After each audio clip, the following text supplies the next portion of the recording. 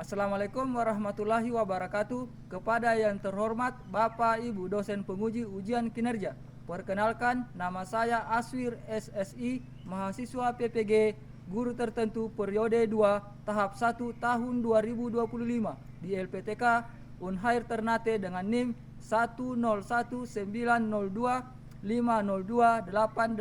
Pada hari ini Selasa 22 Juli 2025 saya akan melaksanakan praktik pembelajaran dalam rangka penilaian uji kinerja di SMPN 1 Atap Anawi, Kabupaten Tolikara, Provinsi Papua Pegunungan.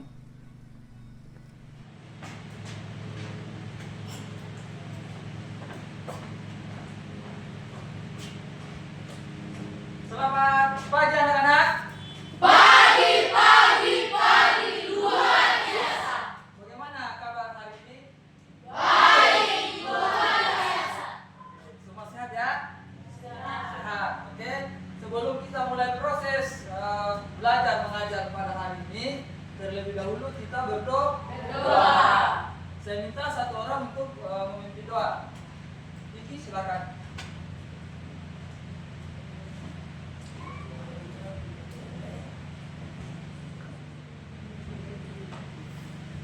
Terima kasih anak, silakan duduk kembali. Jadi hari ini semua hadir atau ada yang tidak hadir? Hadir. Hadir semua ya? Ya. Oke, masih semangat ya. Absen dulu ya. Amika, Hadir Pak Guru. Anceli, Hadir Pak Guru. semua hadir ya. Tidak ada yang sakit atau apa. Jadi sebagai warga negara yang baik, mari kita menyanyikan salah satu lagu wajib nasional, yaitu Garuda Pancasila. 1, 2, 3. Garuda Pancasila, akulah pendukungmu. Ayo maju. Saya mau bertanya. Jadi sebelumnya waktu kita masih di kelas 1, masih ada yang ingat? Di bab 6, ingat? Tentang apa? Ekologi dan Apa? Ekologi dan keragaman hayati. Nah, sekarang bertanya, ekologi ini ekosistem dalam kehidupan kita itu terbagi atas apa? Dua. Yang pertama apa? Biotik dan abiotik. Apa itu abiotik? Abiotik hidup. Biotik benda tak hidup. Oke, sekarang saya tanya, apa itu sel? Nah, yang tahu apa itu sel? Ya, silakan. Karena merupakan komponen terkecil dalam kehidupan. Ya, jadi sel adalah komponen terkecil dalam kehidupan. Untuk melihat sel, karena dia adalah komponen yang terkecil, kita menggunakan apa? Mikroskop. Apa itu mikroskop? Ada yang tahu? Angkat tangan. Oke, silakan. Alat dan membantu kita melihat benda-benda kecil yang tidak bisa dilihat dengan mata telanjang. Jadi mikroskop adalah tujuannya untuk melihat benda-benda kecil yang tidak bisa dilihat dengan mata telanjang. Salah satunya adalah sel. Ya, paham? Supaya kita tetap semangat, kita breathing dulu ya. Tepuk fokus. Melihat, mendengar, mengingat, fokus. Untuk pelajaran kita pada hari ini, yaitu yang pertama, peserta didik dapat menjelaskan pengertian sel. Tadi sudah diantarkan oleh teman kita atau anak kita, Diana. Yang ketiga, peserta didik dapat menjelaskan bagian-bagian dan mengetahui perbedaan sel hewan dan sel tumbuhan. Maksudnya adalah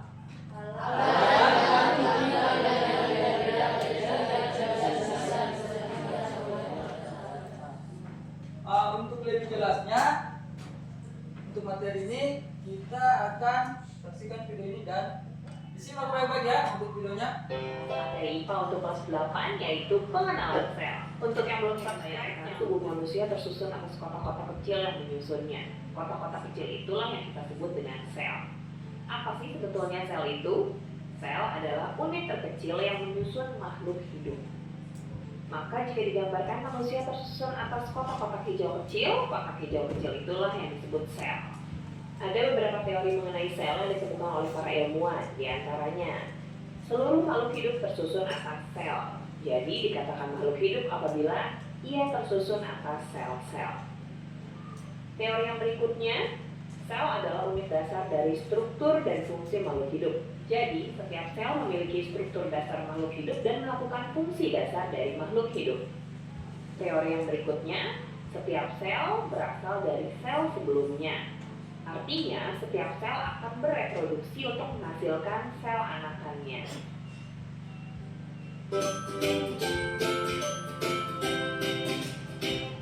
Sel berukuran sangat kecil dan tidak dapat dilihat dengan mata telanjang. Maka kita dapat melihat sel dengan menggunakan mikroskop. Mikroskop adalah alat untuk melihat benda-benda yang sangat kecil. Nah, mikroskop pertama kali ditemukan oleh seorang ilmuwan asal Belanda yaitu Antonie van Leeuwenhoek.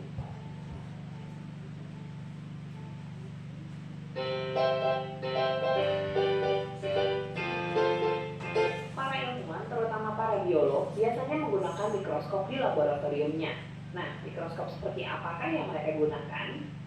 Jenis mikroskop yang pertama adalah mikroskop cahaya.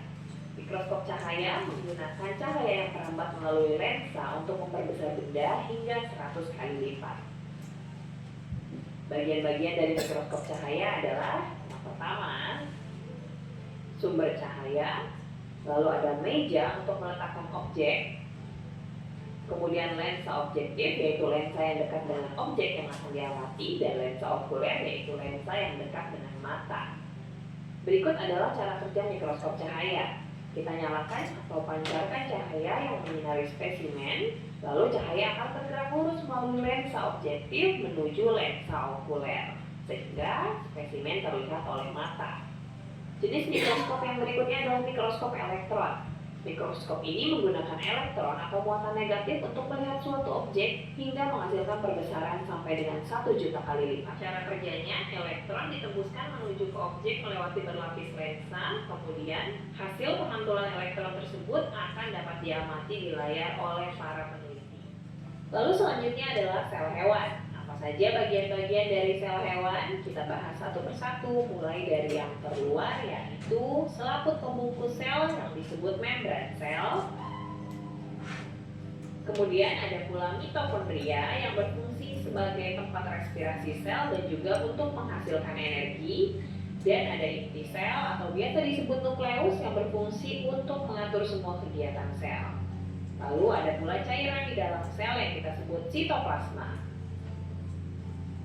Nah, setelah membahas mengenai sel hewan dan sel tumbuhan, mari kita uji pemahaman. Perhatikan kedua gambar berikut, tentukanlah yang mana yang sel hewan dan yang mana yang sel tumbuhan. Perhatikan ya, yang manakah yang memiliki dinding sel? Kita bisa lihat dinding sel terdapat pada gambar yang di bawah. Jadi bisa disimpulkan gambar yang di atas adalah sel hewan, gambar di bawah adalah sel tumbuhan.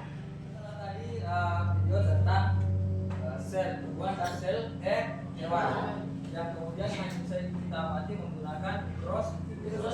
Jadi tadi sudah jelas ya. Di pertemuan sebelumnya kan saya sudah bagi kelompoknya, ya sudah ditentukan kelompoknya. Jadi hari ini kita akan coba kerjakan tugas LKPD. Jadi nanti masing-masing kelompoknya itu kita masing-masing diskusi untuk menjawab setiap pertanyaan yang ada pada gambar LKPD. Oke, kelompok 1 kemarin di sini ya, kita sudah tentukan ya. Kelompok 1 baru tugasnya. Kemudian kelompok 3 ya, kelompok 2. Jadi silakan dibuka tugasnya, isi balasannya, kan? Jelas ya, satu lembar saja.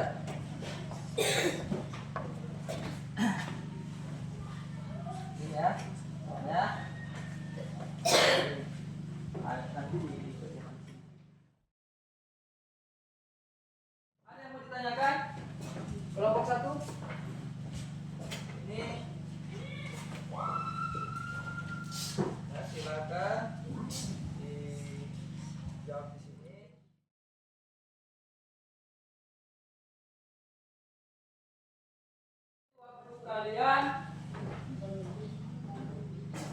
untuk berdiskusi sampai dengan persentasenya nanti itu saya kasih waktu 60 menit ya.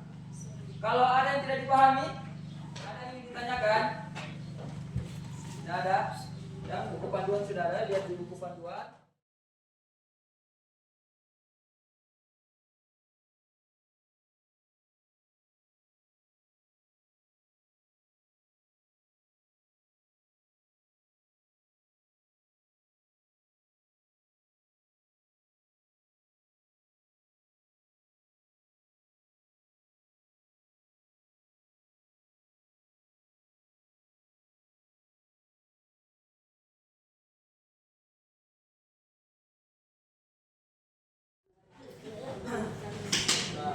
Kan pertanyaannya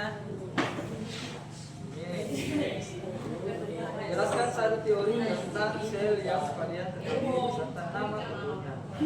Jelaskan satu teori tentang sel. Apa teori tentang sel yang menurut kalian? Jadi menurut Robert Koch ya. Karena cuaca dingin, konten tidak tutup ya. Jadi berdiri semua dulu biar hangat. Ya. Kepala, semua pegang kepala. Telinga, telinga. Hidung nih. Saya mau lihat kefokusan kalian.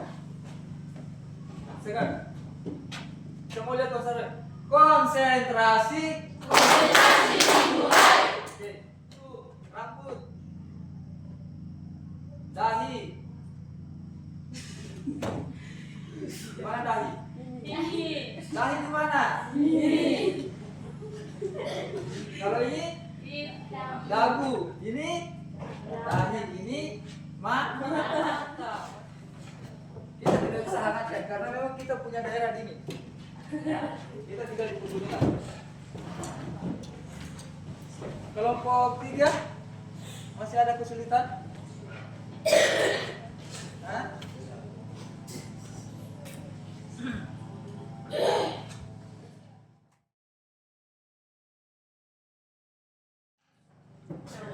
Oke, semua sudah selesai? Sudah. Oke. Kalau begitu saya mau dari setiap kelompok itu nanti maju untuk presentasikan dari apa yang didiskusikan. Nanti dari kelompok lain kalau ada yang mau ditanggapi silakan tanggapi, ada yang mau ditanyakan untuk memperjelas boleh ditanyakan. Kita mulai dari kelompok mana? 1. Kalau begitu kita mulai dari kelompok 1. Semua naik. Yuk, ayo naik. Ayo maju.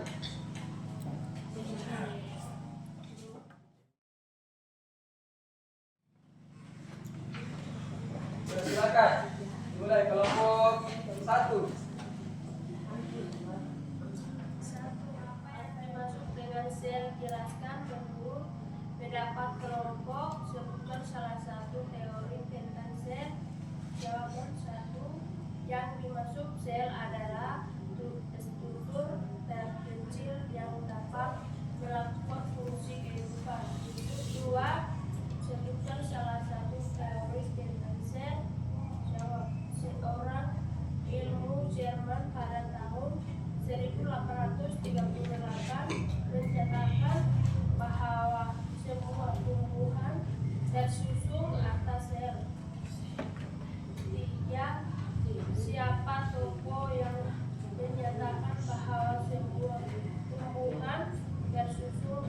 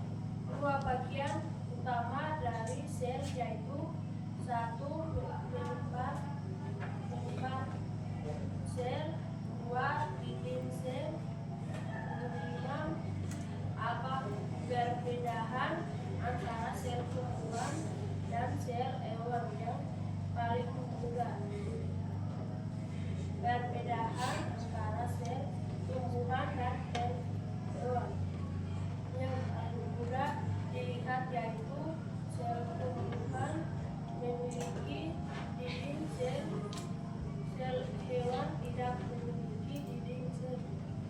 Oke. Ada beri tepuk tangan. Ada yang mau menanggapi atau bertanya? Dari kelompok 1, dari kelompok 2, ada yang bertanyakan? Mengerti? Sudah paham? Jelas? Dari kelompok 3, ada? Oke, kalau begitu karena tidak ada yang menanggapi, silakan kembali nanti. Bahwa apa yang dimaksud dengan sel? Jadi sel adalah apa? Sel adalah struktur apa? Struktur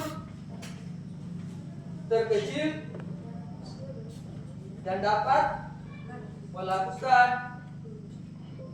fungsi kehidupan. Oke, kita lanjut ke kelompok 3. Silakan.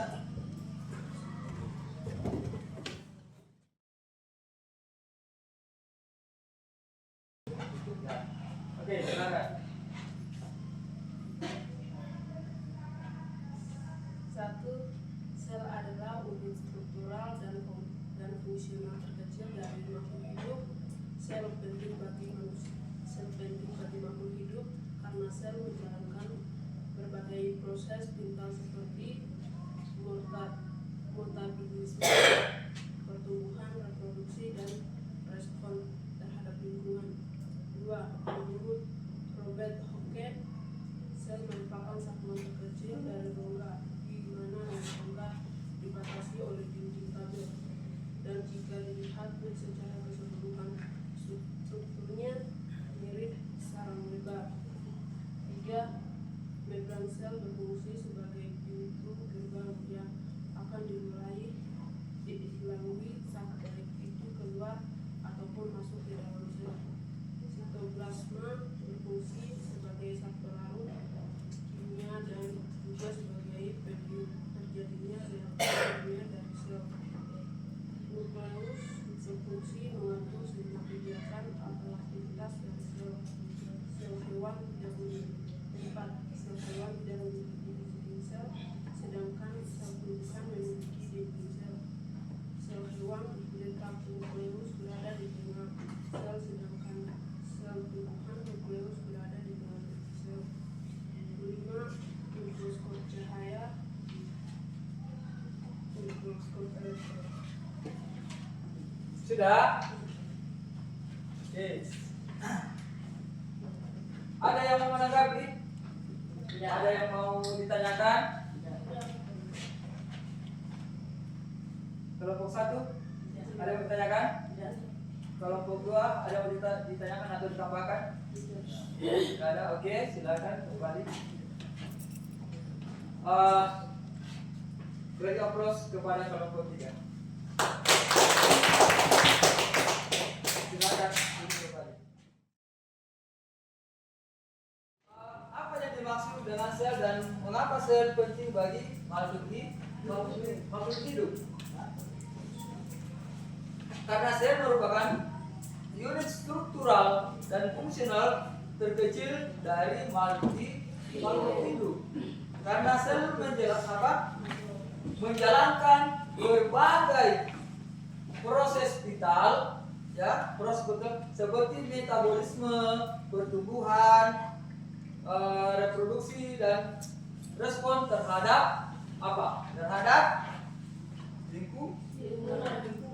Kemudian saya singkat saja ya.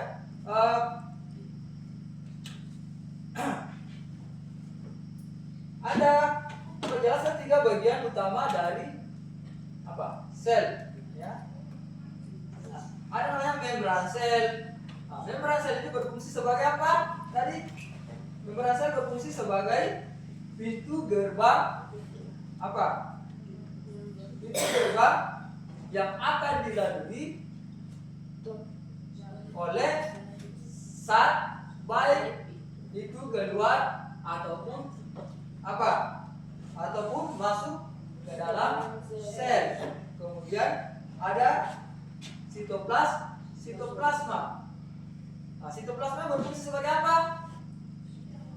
Berfungsi sebagai pelarut zat kimia dan juga sebagai medium terjadinya apa? Reaksi kimia dari sel. Kita kembali ke kelompok 2. Kelompok 2, silakan maju.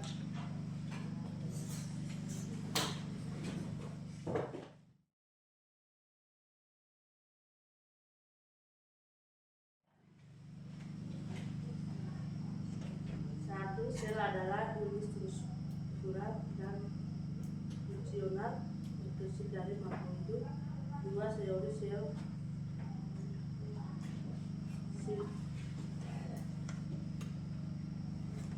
Spion menyatakan bahwa sesuatu itu makhluk hidup bermaksud hubungan itu tersusun atas sel-sel. Tiga, teori yang digunakan sel adalah satu, Robert Hooke. Dua, Maksiden. Tiga, sel tumbuhan. Empat, bagian-bagian dari mikroskop cahaya. Satu, bagian optis. Dua, bagian mekanik. Lima, terbelah sel hewan dan sel tumbuhan. Sel hewan tidak memiliki dinding sel. Sel tumbuhan memiliki dinding sel. Ada yang ingin ditanyakan? Kelompok 1 ada yang mau bertanya? Kelompok 2? Oke, kalau begitu beri mereka tepuk tangan yang meriah. Jadi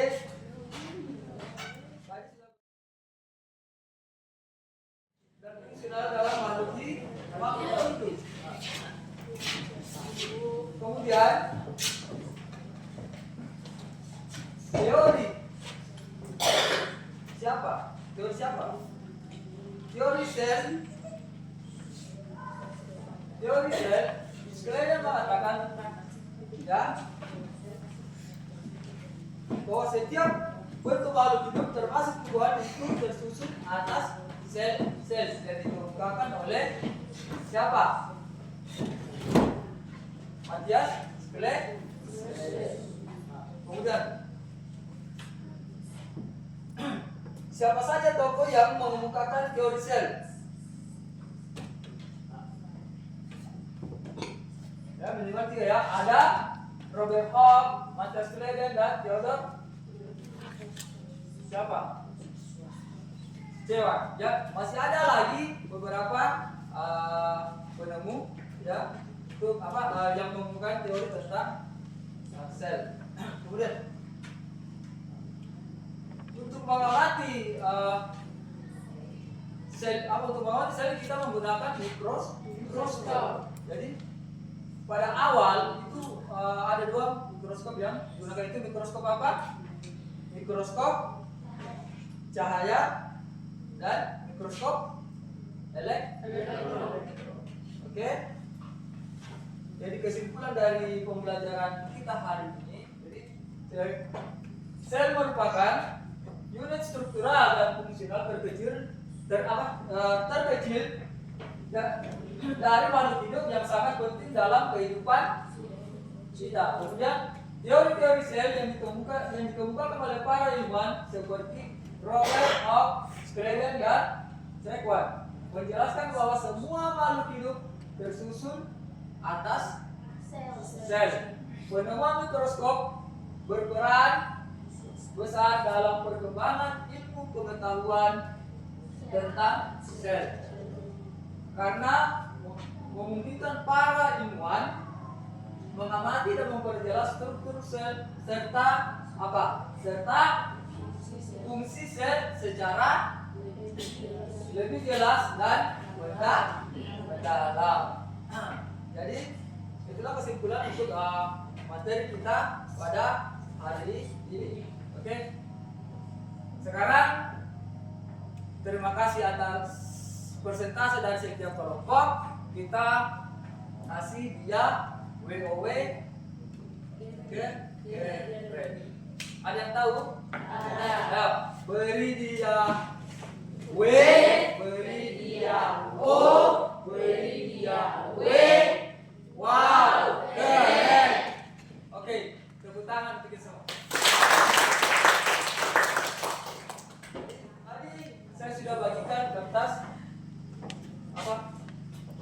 Kertas, jadi nanti ada beberapa pertanyaan yang harus kalian jawab untuk materi kita pada hari ini. Ya. Silakan kertasnya setiap kelompok dibagi, ya. Sudah, satu orang satu ya. Satu orang satu. Bagi satu orang satu. Pertama, bagaimana perasaanmu setelah belajar tentang materi pendekatan sel? Bagaimana perasaan kalian? Senang ke? Sedih ke? Biasa ke? Ya? Silakan ditulis di kertas itu apa yang kalian mau curahkan, ya. Kemudian yang kedua, pada materi tersebut bagian mana yang kamu senangi dan kamu sukai? Dari tadi kita belajar, apa yang kalian paling senangi waktu kita proses pembelajaran kita laksanakan? Bagian mana materi yang paling kalian senangi? Ya. Kemudian yang ketiga, apa hal baik yang muncul dan yang kamu rasakan selama proses belajar secara berkelompok dengan temanmu? Ya, bagaimana perasaan secara belajar kelompok? Kemudian yang keempat, apakah pendapatmu dihargai teman atau kelompok? Kalian dihargai tidak satu kelompok atau tidak? Ya, silakan tulis jawabannya di kertas itu. Kemudian nanti maju tempelkan ke depan. Saya kasih waktu 2 menit.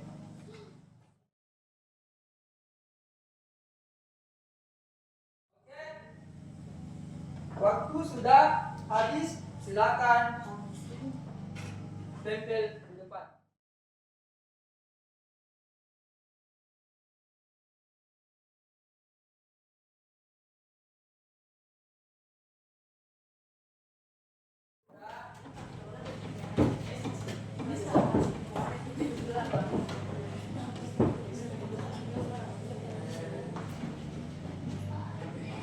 Jadi untuk materi hari ini cukup sampai di sini. Untuk materi berikutnya kita akan bahas tentang, untuk pertemuan berikutnya minggu depan kita akan pelajari tentang spesialisasi sel, ya. Jadi kita akan pelajari tentang spesialisasi sel. Jadi masih berkaitan dengan materi pada hari ini, masih berkaitan dengan itu. Jadi mungkin itu dari saya. Sebelum kita pulang, terlebih dahulu kita berdoa. Satu orang maju ke depan, dipimpin kita dalam doa. Maju. Oke.